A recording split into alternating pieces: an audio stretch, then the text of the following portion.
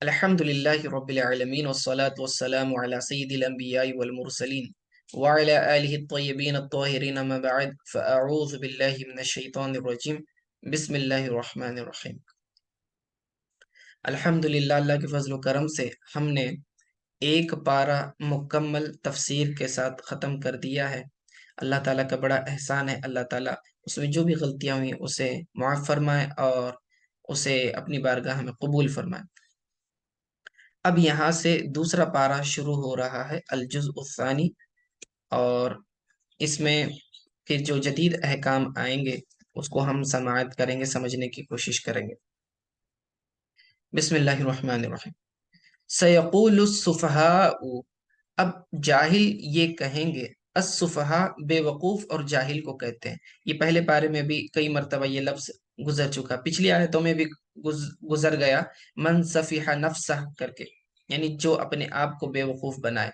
तो सयक़ूलु, क़ाला यक़ूलु, यक़ूलु यानी कहना, वो कहता है या कहेगा। लेकिन सीन जब मैंने कहा कि मुज़ारे के शुरू में आ जाता है तो इसका माना मुस्तक़बिल के लिए खास हो जाता है। सयक़ूलु यानी वो कहेगा।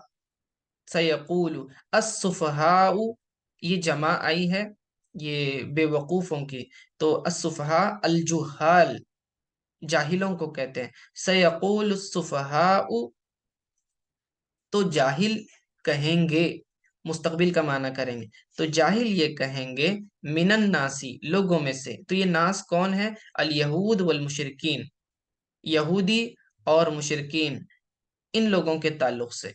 यानी कि यहूद और मुशरिकीन में से बेवकूफ ये बात कहेंगे, मा वल्लाहुम, किसने उन्हें फेर दिया।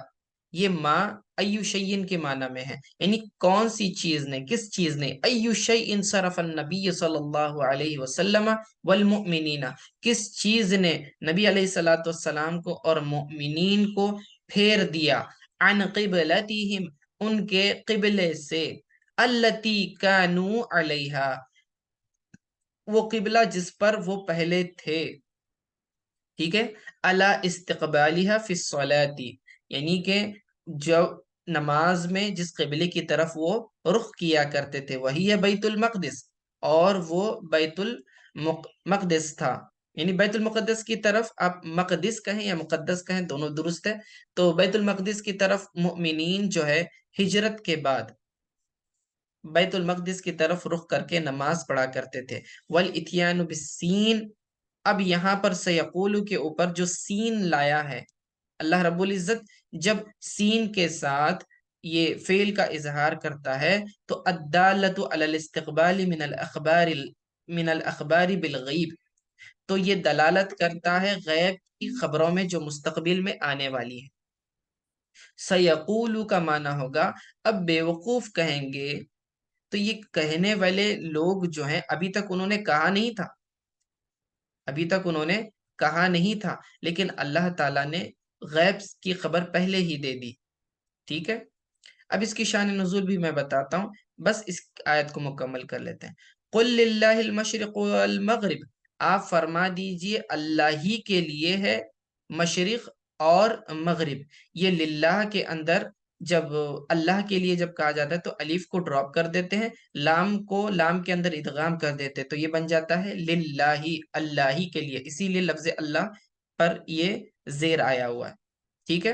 तो कुल लिल्लाहिल मशरिक़ वल मग़रिब, अल्लाह ही के लिए है मशरिक़ और मग़रिब, यानी तमाम की तमाम सिमतें जो हैं, अल जिहातु कुल्लिहा, तमाम सिमतें अल्लाह ही के लिए है।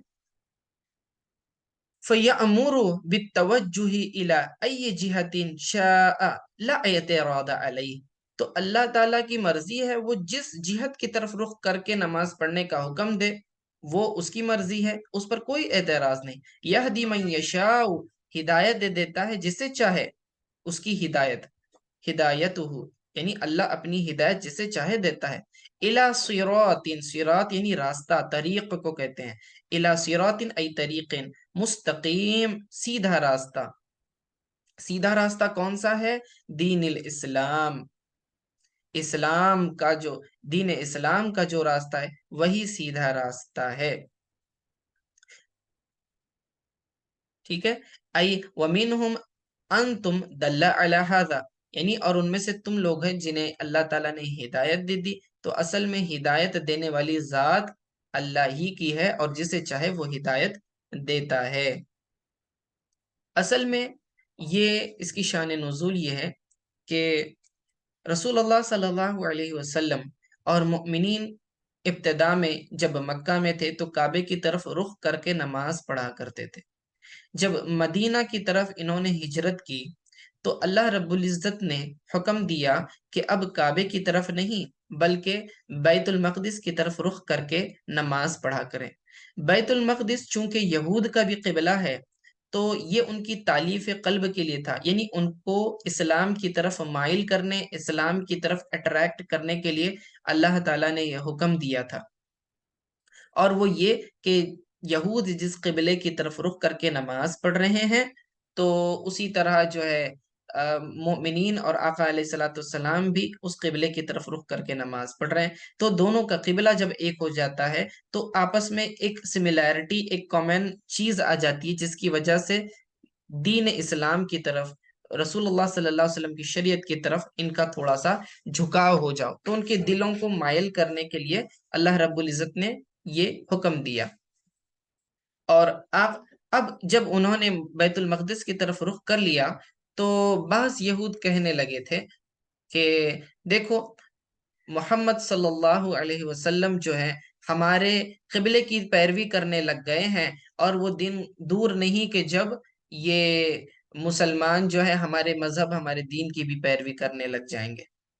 ٹھیک ہے، اور آقا علیہ الصلوۃ والسلام کو یہ بات پسند تھی کہ اللہ رب العزت ان کا پہلا والا قبلہ یعنی کعبۃ اللہ جو ابراہیم علیہ السلام کا بنایا ہوا، تو اس کی طرف رخ کرنا آقا علیہ الصلوۃ والسلام کو پسند تھا، لیکن جو اللہ کا حکم ہے اسی کی فرما برداری کر رہے تھے. تو اللہ رب العزت نے حالت نماز میں ہی رسول اللہ صلی اللہ علیہ وسلم کی خواہش کے مطابق قبلے کو تبدیل کر دیا، یعنی بیت المقدس سے کعبۃ اللہ کی طرف دوبارہ رخ کر کے نماز پڑھنے کا حکم دیا. اسے تحویل قبلہ کی آیت کہتے ہیں. تحویل قبلہ آگے وہ آئے گی جس کے اندر حکم دیا اللہ تعالیٰ نے کہ بالکل آپ جو ہیں رخ اپنا پھیر دیں. اب یہ جو قول ہے سیقول السفہاء، اللہ تعالیٰ نے غیب کی خبر یہ پہلے ہی دے دی تھی رسول اللہ صلی اللہ علیہ وسلم کو کہ ہم آپ کو تحویل قبلہ کا حکم دینے والے ہیں، اور یہ حکم دیتے ہی آپ دیکھیں گے کہ جو مشرکین ہیں اور جو یہود ہیں یہ بیوقوف لوگ یہ کہنا شروع کر دیں گے کہ کس نے آپ کو قبلہ سے یعنی بیت المقدس سے پھیر کر واپس دوبارہ کعبے کی طرف رخ کرنے کے لیے کہا. تو آپ اس وقت ان سے یہ فرما دیں کہ مشرق اور مغرب تمام اللہ کا ہے، یعنی تمام سمتیں چاہے وہ مشرق ہو یا مغرب ہو، شمال ہو یا جنوب ہو، اس کا اختیار اللہ ہی کو ہے، اللہ نے ہی یہ سمتیں بنائی ہیں. تو وہ اللہ جسے اب جہاں رخ کرنے کا اللہ نے حکم دے دیا تو اس کی طرف رخ کرنا ہے، اس کی مرضی ہے. تو جہت اہم نہیں ہے، اللہ کا حکم اہم ہے. اللہ نے فرما دیا بیت المقدس کی طرف رخ کرو تو مومنین اس کی طرف رخ کر کے نماز پڑھتے تھے. اللہ نے کہا کعبے کی طرف رخ کرو تو کعبے کی طرف رخ کر کے نماز پڑھ دیا. تو یہ جیسی اللہ کی مرضی ویسے ہم نے اس کی طرف پھرنا ہے. اب اللہ کا حکم اصل ہے تو یہ ان کو جواب دینا، یہدی من یشاء، اللہ جسے چاہے ہدایت دے، الی صراط مستقیم، سیدھے راستے کی. یہدی من یشاء میں ایک بات، ایک راز پوشیدہ یہ ہے کہ اللہ تعالی نے اس طرح سے قبلے کی تحویل کیوں کروائی؟ اگر کعبے ہی کی طرف رخ کر کے بعد میں نماز پڑھنا تھا قیامت تک تو مسجد اقصی بیت المقدس کی طرف رخ کرنے کے لیے کیوں کہا؟ اس میں پہلی تو حکمت یہ تھی کہ یہود کی تالیف قلب ہو جائے، یعنی یہود جو ہیں اسلام کی طرف راغب ہوں. نمبر دو، ہجرت کے بعد کئی یہود ایسے تھے جو منافقت اختیار کر چکے تھے، یعنی ظاہراً اپنے آپ کو مسلمان بتاتے تھے لیکن اندر سے وہ مومن نہیں تھے بلکہ منافق تھے. ظاہری طور پہ اپنے کو مسلمان بتاتے تھے اور اندر ان کے کفر بھرا ہوا تھا. تو اللہ چاہتا تھا کہ منافقین کو مؤمنین سے سیپریٹ کر دیا جائے اور دودھ کا دودھ اور پانی کا پانی کر دیا جائے. جب دونوں ایک ہی قبلے کی طرف رخ کر کے نماز پڑھ رہے تھے یہ نہیں پتا چل رہا تھا کہ یہودی کون ہے اور مسلمان کون ہے، اندر سے سچا پکا مومن کون ہے. تو اللہ نے جب جیسے ہی حکم دے دیا کہ اب کعبے کی طرف رخ کر کے نماز پڑھو، تو مسلمان تو کعبے کی طرف پھر گئے، لیکن یہود نہیں پھرے۔ جو منافق تھے وہ واپس جو ہے بیت المقدس کی طرف پھر گئے۔ اس سے پتا چلا کہ کون منافق تھا، کون مومن تھا۔ یہ ٹیسٹ، ویلڈ ایمان کا ٹیسٹ تھا ان کا، کہ دیکھیں کہ کون اللہ تعالیٰ کی فرما برداری کرتا ہے اور رسول اللہ صلی اللہ علیہ وسلم کی فرما برداری کرتا ہے۔ تو یہ ایک فائدہ ہوا۔ تیسرا فائدہ اس میں یہ تھا کہ اہل کتاب یہ بات جانتے تھے کہ جو آخری نبی آنے والے ہیں ان کا ایک لقب ہے ذو القبلتین، یعنی دو قبلوں والے، اور اللہ تعالیٰ نے انہیں دو قبلوں کی طرف رخ کر کے جو نماز پڑھنے کا حکم دیا، اس سے یہ دلیل قائم ہو گئی کہ یہ جو آخری نبی محمد رسول اللہ صلی اللہ علیہ وآلہ وسلم ہے، یہی ذو القبلتین ہیں کہ انہوں نے دونوں قبلوں کی طرف رخ کر کے نماز پڑھی ہے۔ تو اب کوئی شک باقی نہیں رہا کہ یہ آخری نبی ہیں، اب ان کی پیروی کرنی چاہیے۔ تو یہ دلیل قائم کرنے کے لیے اللہ تعالیٰ نے حکم دیا تھا۔ تو آقا علیہ الصلوۃ والسلام کا یہ لقب ہے ذو القبلتین۔ اور جہاں یہ حکم نازل ہوا، جس مسجد میں نماز پڑھی جا رہی تھی، دوران نماز غالباً فجر کی نماز تھی، اس میں یہ حکم نازل ہوا کہ آپ ابھی جو ہے قبلہ کعبے کی طرف اپنا رخ پھیر دیں۔ تو نماز جاری تھی، ایک رکعت ہو چکی تھی، اسی کے اندر جو ہے آقا علیہ الصلوۃ والسلام جو ہے کعبے کی طرف انہوں نے رخ کر دیا، اور تمام مؤمنین بھی جو ہے بالکل اس کی طرف پلٹ گئے، کعبے کی طرف۔ تو اس لیے اس مسجد کا نام بھی ذوالقبلتین ہے، مسجد ذوالقبلتین۔ جب آپ جائیں مدینے میں تو انشاءاللہ زیارت کریں اس مسجد کی۔ وہاں آج جو ہے مسجد کے اوپر ایک جائے نماز کے سائز کا جو ہے فرش لگایا ہوا ہے، مسجد الاقصی بیت المقدس کے ڈائریکشن میں، تاکہ پتہ چلے کہ پہلا قبلہ یہاں تھا، مصلی یہاں تھا، اس ڈائریکشن میں۔ اب نماز تو قبلے کی طرف یعنی کعبے کی طرف رخ کر کے ہی پڑھی جاتی ہے، اور قیامت تک کے لیے یہی قبلہ ہے، اب یہ نہیں بدلے گا۔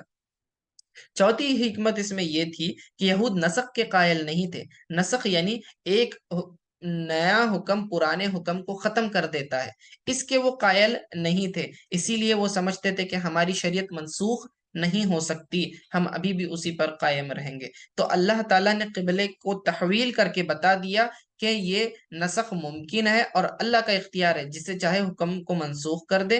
یعنی کہ یہ پہلے ایک حکم دیا، اب وہ بیت المقدس کی طرف رخ کر کے نماز پڑھنے کا حکم منسوخ ہو گیا، اب نیا حکم آ گیا، یعنی ناسخ آیت آ گئی۔ تو یہ پچھلے پارے میں بھی یہ گزر چکا کہ اللہ تعالیٰ نے حکمت ارشاد فرمائی تھی کہ اللہ تعالیٰ کسی آیت کو منسوخ کیوں کرتا ہے۔ تو بہرکیف یہ اس کی شان نزول تھی۔ اب اس کی طرف، اس ترجمے کی طرف دیکھیں، سیقول السفہاء۔ دوبارہ میں اس پوائنٹ کی طرف آؤں گا جہاں پر یہ سین یہ مستقبل کے معنی کو مخصوص کر دیتا ہے مضارع کے اندر۔ اب یہ حکم دیا نہیں گیا تھا، ابھی حکم قبلے کی تحویل کا دیا نہیں گیا تھا، تو اللہ نے پہلی خبر دے دی۔ دیکھیں کہ جیسی حکم دیا جائے گا تو آپ دیکھیں گے کہ بیوقوف یہ اس طرح کی باتیں کرنا شروع کر دیں گے کہ ان کا قبلہ کس نے بدل دیا، ٹھیک ہے؟ تو آپ اس وقت جواب دے دینا۔ تو یہ غیب کی خبر دیتا ہے قرآن۔ اس سے قرآن کی حقانیت اور سچائی ثابت ہوتی ہے کہ قرآن کسی انسان کا کلام نہیں ہے۔ اگر انسان کا کلام ہوتا تو یہ مستقبل کی خبریں کیسے دیتا؟ جو چیز ابھی تک ہوئی نہیں ہے اس کی خبر یہ قرآن کیسے دے رہا ہے؟ تو یہ دلیل ہے کہ قرآن جو ہے اللہ کا کلام ہے، کسی انسان کا کلام نہیں ہے۔ اگلی آیت دیکھیں، وَكَذَلِكَ، اور اسی طرح، وَكَذَلِكَ جَعَلْنَاكُمْ أُمَّةً وَسَطًا، اور اسی طرح ہم نے تمہیں بنایا امت وسط، یعنی درمیانی امت۔ وَكَذَلِكَ سے مراد کہ جس طرح اللہ نے ہدایت دی، کما ہدیناکم الیہ، جس طرح دین اسلام کی طرف اللہ تعالیٰ نے تمہیں ہدایت دی، اسی طرح اللہ تعالیٰ نے تمہیں ایک اور نعمت، ایک اور شرف، بزرگی اور مرتبہ اللہ نے عطا کیا، اور وہ کیا؟ جعلناکم، تمہیں بنا دیا، امتوں وسطا، ایک درمیانی امت۔ اب یہ خطاب کس سے ہے؟ یہ خطاب جو ہے امت محمدیہ سے۔ یا امت محمد جعلناکم امتا وسطا، اے امت محمد ہم نے تمہیں درمیانی امت بنایا۔ اب امت وسط، امتن وسطن، امت یہ موصوف ہے، وسطن اس کی صفت ہے، درمیانی امت۔ درمیانی امت کسے کہتے ہیں؟ یہ کس اعتبار سے درمیانی امت کہا گیا ہے؟ تو اس کی تفصیل میں انشاءاللہ ذکر کرتا ہوں. تو امتوں وسطا سے مراد ہے خیارن عدولن، یعنی کہ تم بہتری کے معاملے میں درمیانی امت ہو اور عدل و انصاف کے معاملے میں درمیانی امت ہو. ٹھیک ہے، یعنی نہ تم اسراف کرتے ہو نہ تصریف کرتے ہو، یعنی کہ نہ زیادتی کرتے ہو نہ کمی کرتے ہو، بیلنسڈ معاملہ ہے. تمام تمہارے افعال بھی درمیانی ہے، تمہارے اعمال بھی درمیانی ہے. تو تمہارے عقائد بھی جو ہیں حد سے زیادہ بڑھتے نہیں ہیں نہ اس سے کم کرتے ہیں، جیسے کہ یہود نے کیا کیا کہ حضرت عیسیٰ علیہ الصلاۃ والسلام، یہ نصارہ نے کیا کیا، حضرت عیسیٰ علیہ الصلاۃ والسلام کو اللہ کا بیٹا قرار دے دیا گیا. یہ انہوں نے زیادتی کر دی. اور یہود نے کیا کیا، حضرت عیسیٰ علیہ الصلاۃ والسلام کی نبوت کا انکار کر دیا، بلکہ بی بی مریم علیہ السلام پر زنا کی تہمت لگائی اور عیسیٰ علیہ السلام کو ولد الزنا، زنا والی اولاد کہا. تو یہ انہوں نے ان کی شان میں گستاخی کی اور کمی کی. تو اس طرح سے زیادتی اور کمی کرنے والے دو گروہ ہو گئے. تو اللہ نے فرمایا اے امت محمد، تم اصل میں دونوں کے درمیان ہو، یعنی نہ تم زیادتی کرتے ہو نہ کمی کرتے ہو، نہ عقائد میں حد سے آگے بڑھتے ہو نہ اعمال میں تم حد سے آگے بڑھتے ہو نہ کمی کرتے ہو. تو امت وسط اللہ تعالیٰ نے تمہیں بنایا. دوسرا ایک خیارن و عدولن کا معنی یہ ہے کہ امت وسط کا معنی کہ جسے اللہ تعالیٰ نے علم و عمل دونوں دیا، علم و عمل دونوں دیا ہے. اس کا مطلب یہ ہے کہ کوئی زمانہ خالی نہیں رہے گا کہ جس میں علم والے اور عمل والے لوگ موجود نہ ہوں. تو اسی کے اوپر جو ہے ایک حدیث پاک بھی موجود ہے جس میں آتا ہے کہ لا تزال الطائفۃ من امتی ظاہرین علی الحق، کہ امت میں کبھی بھی ایسا نہیں ہوگا، یعنی ہر زمانے میں ایک گروہ میری امت کا ظاہر ہوگا جو حق پر ہوگا. پوری امت میں ایک گروہ ہمیشہ حق پر قائم رہے گا. لا یضرهم من خالفهم، انہیں کوئی چیز نقصان نہیں پہنچائے گی جو ان کے مخالفت کرے گا. حتی یأتیہم امر اللہ عز وجل، یہاں تک کہ اللہ تعالیٰ کا حکم آ جائے، یعنی کہ قیامت. وہم علی ذلک، اور وہ اسی پر قائم رہیں گے. اور وہ اصل میں کیا ہے، وما دام القرآن موجود فیہم موجودون، یعنی کہ قرآن بھی ان کے درمیان موجود ہوگا، اس کا علم بھی، اور اس پر وہ عمل بھی کرتے رہیں گے. تو ایک جماعت ہمیشہ قائم رہے گی اور وہ حق والی جماعت ہوگی، اہل سنت والجماعت ہوگی. یہ حجت ہے، یہ دلیل ہے. ہاں، گمراہ فرقے، بعض لوگ گمراہ ہوں گے، گمراہ فرقے نکلیں گے، اس سے کوئی فرق نہیں پڑے گا. حق والی جماعت ہمیشہ قائم رہے گی، جو اللہ کے رسول صلی اللہ علیہ وسلم کی سنت، صحابہ کی سنت کو بھی تھامے رہے گی، جماعت کے ساتھ قائم رہے گی، اور اللہ تعالیٰ کی کتاب کو بھی پکڑے رہے گی. کتاب و سنت پر قائم رہنے والی اہل سنت والجماعت جسے کہا جاتا ہے. ٹھیک ہے، تو جعلناکم امتً وسطا، ہم نے تمہیں درمیانی امت بنایا ہے. اچھا، درمیانی امت، پھر اس کی ذمہ داری کیا ہے؟ تو فرماتے ہیں لِتَكُونُوا شُهَدَاءَ عَلَى النَّاسِ، تاکہ تم لوگوں پر گواہ ہو جاؤ، یعنی قیامت کے دن تم نے گواہی دینا ہے دوسری امتوں کے حق میں کہ رسول جو آئے تھے انہوں نے اپنی باتیں پہنچا دی تھی. اور وَيَكُونُ الرَّسُولُ عَلَيْكُمْ شَهِيدًا، اور رسول، یہ رسول محمد رسول اللہ صلی اللہ علیہ وسلم تمہارے اوپر گواہ ہوں گے. انہم بلغکم، یعنی کہ انہوں نے وہ بات یا اللہ تعالیٰ کی بات تم تک پہنچا دی تھی. اب یہاں دو گواہیوں کا ذکر ہے. پہلا یہ کہ امت گواہ ہے، اور دوسرا یہ کہ رسول امت پر گواہ ہے. تو پہلے امت گواہ کیسے، یعنی ہم لوگ امت محمدیہ کس قسم کی گواہی دیں گے؟ تو فرماتے ہیں کہ کل قیامت کے روز ہوگا یہ کہ محشر قائم ہوگا اور انبیاء فرمائیں گے اے اللہ رب العزت. اللہ رب العزت سوال کرے گا انبیاء سے اور لوگوں سے، پچھلی امتوں سے سوال کرے گا کہ کیا تمہارے پاس کوئی ڈرانے والا نہیں آیا تھا، اللہ کے عذاب سے نذیر نہیں آیا تھا؟ تو پچھلی امتیں کہیں گی کہ ہمارے پاس تو کوئی ڈرانے والا آیا ہی نہیں، تیرا نبی کوئی رسول آیا ہی نہیں۔ تو انبیاء سے پھر اللہ رب العزت سوال کرے گا کہ کیا تم نے اپنی قوموں تک میرا پیغام پہنچایا نہیں؟ تو وہ کہیں گے بے شک ہم نے اے رب تیرا پیغام پہنچا دیا تھا، یہ لوگ جھوٹ کہہ رہے ہیں۔ تو اللہ فرمائے گا کہ اس پر دلیل دو، حالانکہ اللہ کو دلیل کی ضرورت نہیں، اللہ ساری چیزیں جانتا ہے، اس کے باوجود یہ دلیل حجت قائم ہو جائے انکار کرنے والوں پر، اسی لیے جو ہے اللہ تعالیٰ انبیاء سے فرمائے گا، تو وہ بطور دلیل کے، بطور حجت کے گواہ پیش کریں گے امت محمدیہ کو۔ وہ کہیں گے اے اللہ، امت محمدیہ ہماری گواہ ہے، یہ ہماری طرف سے گواہی دیں گے۔ تو ہم امت محمدیہ کو اللہ نے یہ شرف دیا کہ کل قیامت میں ہم کہیں گے اے اللہ رب العزت، یہ انبیاء سچ فرما رہے ہیں اور یہ انہوں نے اپنی قوموں کو تیرا پیغام پہنچا دیا تھا۔ اس پر وہ لوگ کہیں گے کہ اس پر پوچھا جائے، وہ لوگ کہیں گے کہ یہ لوگ کیسے گواہی دے رہے ہیں جبکہ یہ تو ہمارے بعد آئے تھے، یہ امت تو یہ آخر میں آئی تھی، ہم پہلے تھے، یہ تو بعد میں آئے، انہوں نے ہمارا معاملہ دیکھا بھی نہیں کہ پھر یہ کیسے گواہی دے رہے ہیں؟ تو پھر امت محمد یہ جواب دے گی اے اللہ، تیرے رسول، تیرے حبیب محمد مصطفیٰ صلی اللہ علیہ وسلم نے ہم تک تیرے انبیاء کی خبریں پہنچائی تھی اور تیرا کلام، تیرا قرآن ہم تک پہنچاتا تو ہم اس پر ایمان لائے اور ہم نے اسی کی خبریں جو ہے اسی بنیاد پر جو ہے گواہی دی ہے۔ تو اللہ تعالیٰ رسول اللہ صلی اللہ علیہ وسلم کو طلب کرے گا، تو رسول اللہ صلی اللہ علیہ وسلم امت کا تزکیہ فرمائیں گے اور فرمائیں گے بالکل، اور امت محمدیہ پر گواہ ہوں گے اور کہیں گے کہ اے اللہ میری امت یہ سچ کہہ رہی ہے، اور اللہ کے رسول صلی اللہ علیہ وسلم کی گواہی قبول کر لی جائے گی۔ تو اسی لیے اللہ تعالیٰ نے یہ اتنا بڑا شرف عطا فرمایا کہ درمیانی امت قرار دیا، یعنی علم بھی دیا کہ پچھلی امتوں نے کیا کیا، اور عمل کی توفیق بھی دی کہ ان کے جیسے اعمال نہیں کرنا، اچھے اعمال کرنا ہے۔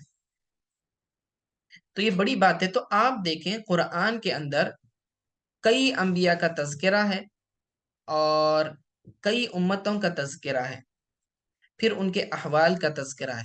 تو کوئی سوچنے والا یہ سوچ سکتا ہے کہ آخر قرآن میں یہ پچھلی امتوں کا اتنا زیادہ تذکرہ کیوں ہے؟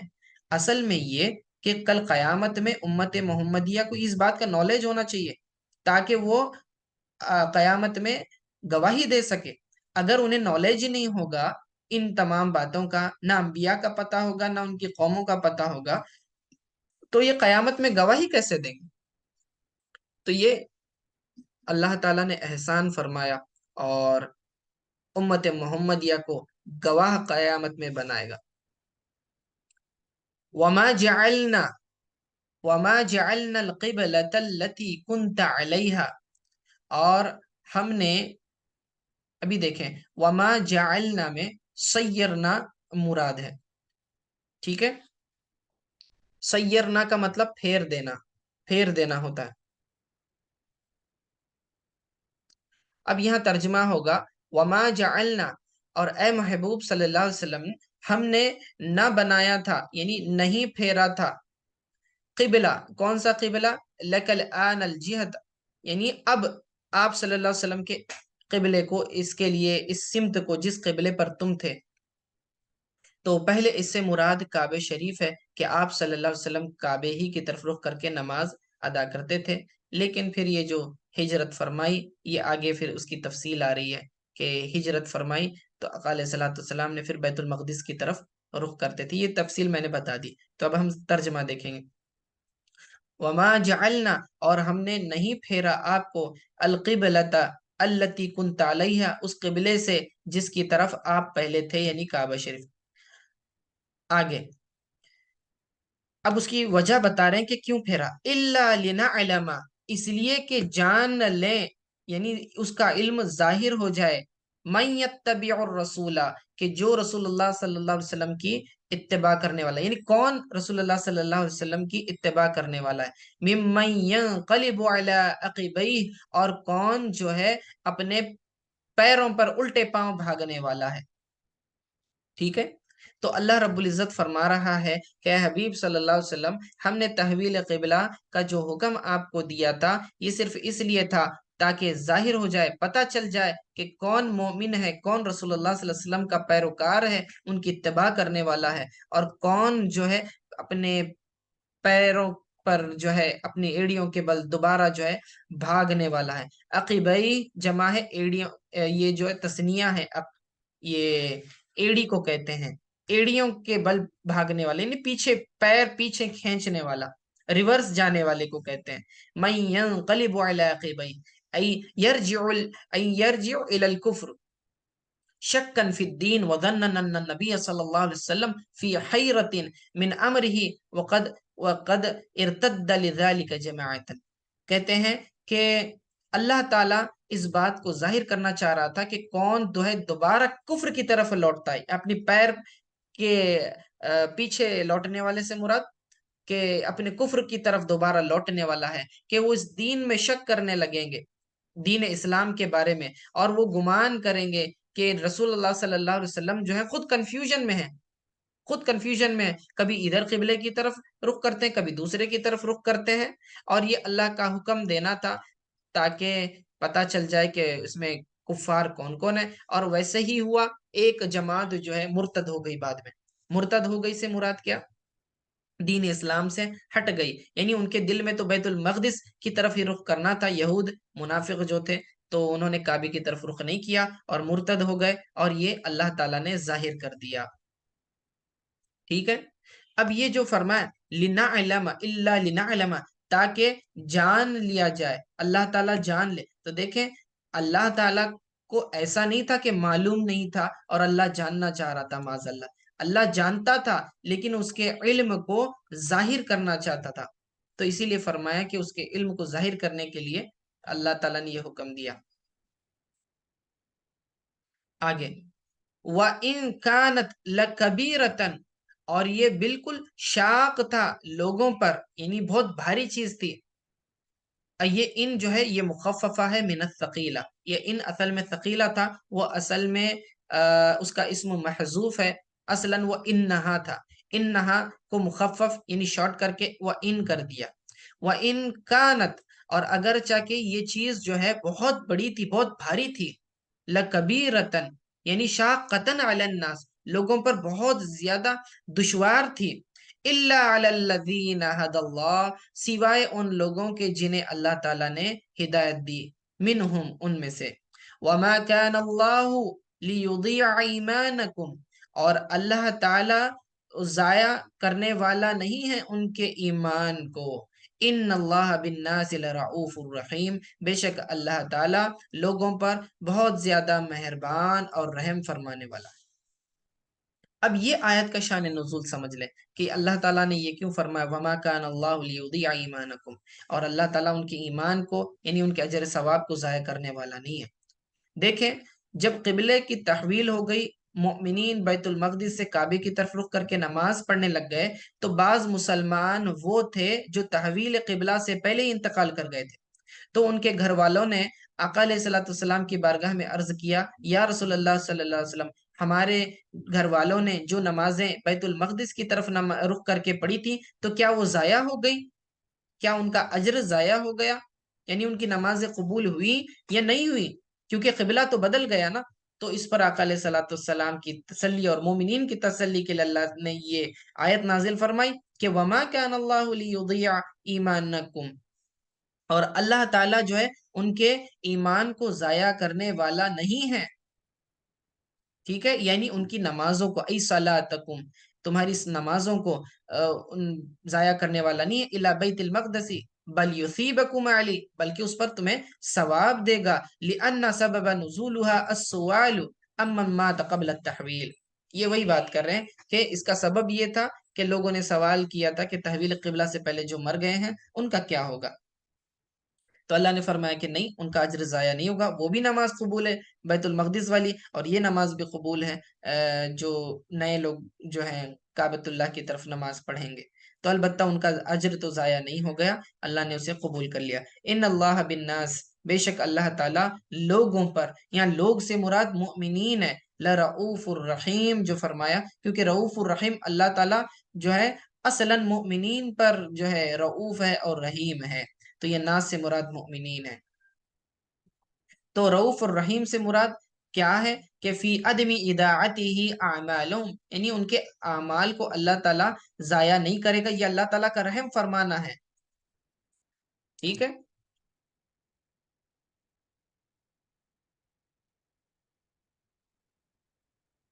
والرأفت شدت الرحمہ، اور رؤوف کسے کہتے ہیں؟ فرما رہے ہیں کہ جس کے اندر حد سے زیادہ شدت والی رحمت ہو اسے رؤوف کہتے ہیں. ٹھیک ہے.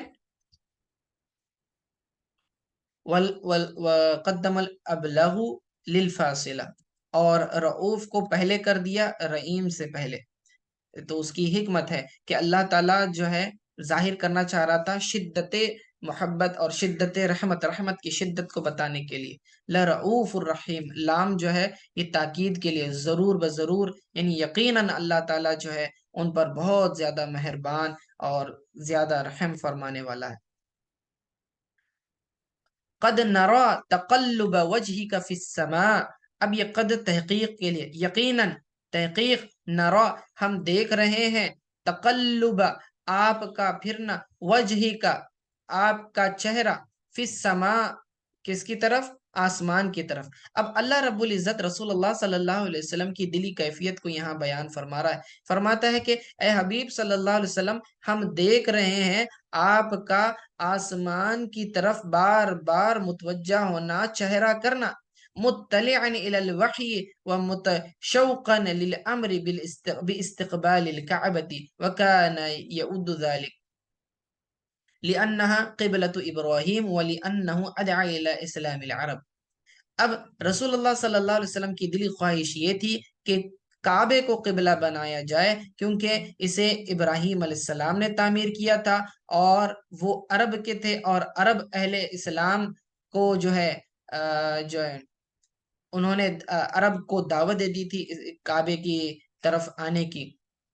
تو اسی لیے فرمایا، اسی لیے رسول اللہ صلی اللہ علیہ وسلم کی خواہش تھی کہ کعبے کو قبلہ بنا دیا جائے، اور اسی لیے وہی کے انتظار میں اور اشتیاق امر میں، یعنی اس چیز میں کہ کعبہ تحویل ہو جائے، اس شوق میں اور وحی کب آتی ہے اس کے انتظار میں، بار بار دوران نماز جو ہے آقا علیہ الصلوۃ والسلام کا چہرہ جو ہے آسمان کی طرف اٹھتا تھا کہ کب اللہ تعالیٰ حکم نازل فرمائے گا اور کب ہم کعبے کی طرف منہ پھیریں گے. تو اللہ رب العزت اس کیفیت کو، اس پیاری ادا کو اپنے قرآن میں ذکر کرتے ہوئے فرماتا ہے قد نرا تقلب وجهك في السماء، ہم نماز میں آپ کا چہرہ بار بار آسمان کی طرف اٹھنا دیکھ رہے ہیں. فَلَنُوَلِّيَنَّكَ قِبْلَةً تَرْضَاهَا، پس ہم فَلَنُوَلِّيَنَّكَ، پس ہم آپ کو اسی کی طرف پھیر دیں گے جس قبلے کے طرف آپ کی رضامندی ہے، یعنی جس قبلے پر آپ راضی ہوں اسی قبلے کی طرف ہم آپ کو پھیر دیں گے. فَوَلِّ وَجْهَكَ، پس آپ اپنے چہرے کو پھیر دیں شطر المسجد الحرام، مسجد حرام کی طرف، یعنی کعبۃ اللہ کی طرف، وَحَيْثُ مَا كُنْتُمْ، جیسا کہ آپ پہلے اس کی طرف تھے. ٹھیک ہے، یعنی امت کو یہ خطاب ہے. فَوَلُّوا وُجُوهَكُمْ، اب یہاں سے امت کو خطاب دیا رہا، اور اے مؤمنین تم تمام کے تمام جو ہے نماز میں اپنے چہروں کو پھیر لو، شطرہ، یعنی اسی کی طرف، اسی کی طرف یعنی مسجد الحرام کعبے کی طرف. اب یہ آیت کہلاتی ہے آیت تحویل قبلہ، یہ اس کے اندر اللہ تعالیٰ نے حکم دیا ہے، اسے تحویل قبلہ کی آیت کہتے ہیں. دوبارہ دیکھیں کہ اللہ فرماتا ہے کہ ہم دیکھ رہے ہیں بار بار نماز میں آپ جو ہے آسمان کی طرف رخ کر رہے ہیں اس انتظار میں کہ کب وحی نازل ہو، کب اللہ تعالیٰ کا حکم آئے. یہ شوق، یہ اشتیاق آپ کے دل میں پنپ رہا ہے. تو اللہ فرماتا ہے فَلَنُوَلِّيَنَّكَ قِبْلَةً تَرْضَاهَا، ہم آپ کو اسی قبلے کی طرف پھیر دیں گے جس قبلے پر آپ راضی ہیں اے حبیب صلی اللہ علیہ وسلم. فَوَلِّ وَجْهَكَ، پس ابھی آپ جو ہیں قبلے کی طرف جو ہیں فَوَلِّ وَجْهَكَ شَطْرَ الْمَسْجِدِ الْحَرَامِ، یعنی کعبے کی طرف، مسجد حرام کی طرف فوراً ابھی آپ جو ہیں رخ پھیر لیں. وَحَيْثُ مَا كُنْتُمْ، اور اسی جو ہے قبلے کے اوپر آپ پہلے بھی تھے. ٹھیک ہے. اور پھر یہ خصوصی خطاب رسول اللہ صلی اللہ علیہ وسلم کو دینے کے بعد عمومی خطاب امت کو بھی دیا ہے. امت کو فرمایا فَوَلُّوا وُجُوهَكُمْ، پس تم بھی کیا کرو اپنے چہروں کو پھیر لو شطرہ، اسی کی طرف یعنی بیت المقدس کعبے کی طرف. ٹھیک ہے، تو اس میں ایک نقطہ امام بیضاوی رحمۃ اللہ تعالی علیہ فرماتے ہیں کہ اللہ رب العزت وہ ذات ہے کہ جس کی رضامندی کے لیے ہر انسان کوشش کرتا ہے. ہر ایک انسان چاہے وہ عام ہو یا خاص ہو، نبی ہو یا غیر نبی ہو، اس کی خواہش یہ ہوتی ہے کہ اللہ اس سے راضی ہو جائے، وہ ایسا کام کرے جو اللہ کو پسند ہو، جو اللہ کو راضی کرے. اور فرماتے ہیں کہ رسول اللہ صلی اللہ علیہ وسلم حبیب اللہ ہیں، اللہ تعالیٰ کے محبوب ہیں، اور اللہ تعالیٰ جو ہے رسول اللہ صلی اللہ علیہ وسلم کی رضا کے لیے، ان کو خوش کرنے کے لیے، ان کی دلجوئی کے لیے فرماتا ہے کہ اے حبیب، جس قبلے پر آپ راضی ہو جائیں اسی پر ہم بھی راضی ہیں، آپ کی رضا ہماری رضا ہے. تو اسی لیے علماء فرماتے ہیں کہ تمام عالم دو عالم اللہ کی رضا چاہتے ہیں، اور اللہ خود مصطفیٰ کی رضا چاہتا ہے. فولی وجہ کا شطر المسجد الحرام. پھر آگے وَإِنَّ الَّذِينَ أُوتُوا الْكِتَابَ لَيَعْلَمُونَ أَنَّهُ الْحَقُّ مِنْ رَبِّهِمْ، اور وہ بے شک وہ لوگ جنہیں اللہ تعالیٰ نے کتاب عطا کی، وہ جانتے ہیں کہ یہ اللہ تعالیٰ کی طرف سے حق ہے، ان کے رب کی طرف سے سچ ہے. وَمَا اللَّهُ بِغَافِلٍ عَمَّا تَعْمَلُونَ، اور اللہ تعالیٰ غافل نہیں ہے جو اعمال تم کر رہے ہو. وصلی اللہ تعالیٰ علی خیر خلق محمد وآلہ وصحبہ اجمعین برحمتک یا ارحم الراحمین.